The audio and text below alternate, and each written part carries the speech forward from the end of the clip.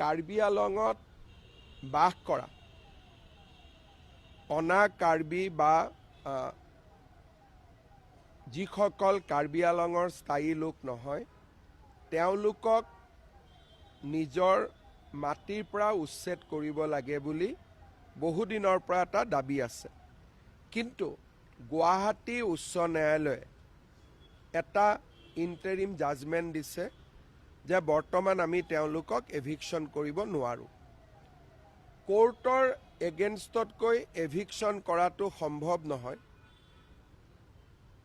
কিন্তু স্বাভাৱিকভাৱে এছাম লোকে এইটো বিচাৰিছে যে ইমিডিয়েট এভিকশ্যন হ'ব লাগে।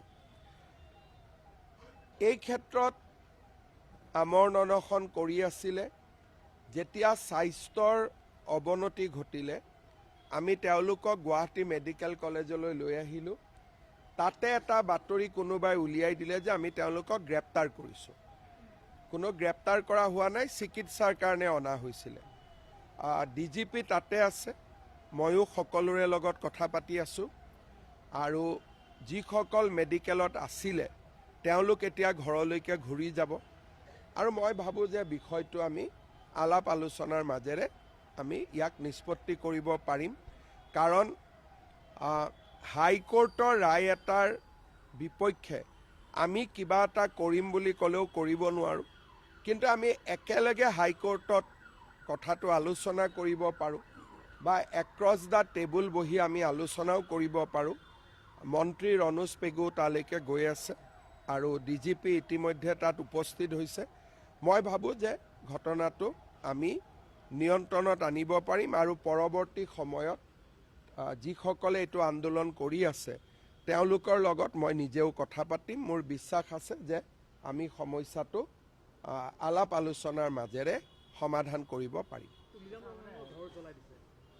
মই তাকে কৈছোঁ যে তুলিৰাম ৰংহাঙে নিজেও বিচাৰে যে আমি এভিকশ্যন কৰোঁ, কিন্তু হাইকোৰ্টৰ অৰ্ডাৰ হ'লেতো তুলিৰাম ৰংহাং নহয়, ময়ো কৰিব নোৱাৰোঁ। গতিকে যোনেই ঘৰ আক্ৰমণ কৰিছে বা থানাখনতো অলপ আক্ৰমণ কৰিব চেষ্টা কৰিছে, এইটোৱে সমাধান একো নানে। বৰঞ্চ কালি যেতিয়া হাইকোৰ্টে গম পাব যে আমাৰ অৰ্ডাৰ থকাৰ পিছতো কোনোবাই আমাৰ অৰ্ডাৰটো ভায়লেট কৰিবৰ কাৰণে জবৰদস্তি কৰিছে, তেতিয়াতো হাইকোৰ্টৰ আৰু বেছিহে খং উঠিব। সাধাৰণতে হাইকোৰ্টে কেছ দিলে, কিবা অৰ্ডাৰ দিলে আমি কি কৰোঁ? হাইকোৰ্টলৈকে আহোঁ। হাইকোৰ্টে নামানিলে আমি সুপ্ৰিম কোৰ্টলৈকে যাওঁ। কিন্তু হাইকোৰ্টৰ অৰ্ডাৰ থকা বিষয় এটাত আমি যদি কাজিয়া পেচাল কৰোঁ তেতিয়া হাইকোৰ্টে আলোচনাৰ ৰাস্তাটোতো তাত প্ৰশ্নবোধক চিন আহিব। সেইকাৰণে মই ভাবোঁ যে যিসকলে এইটো কৰিছে তেওঁলোকে হয়তো কথাটো ভালকৈ বুজা নাই বা হাইকোৰ্টৰ জাজমেণ্টটো দেখা নাই।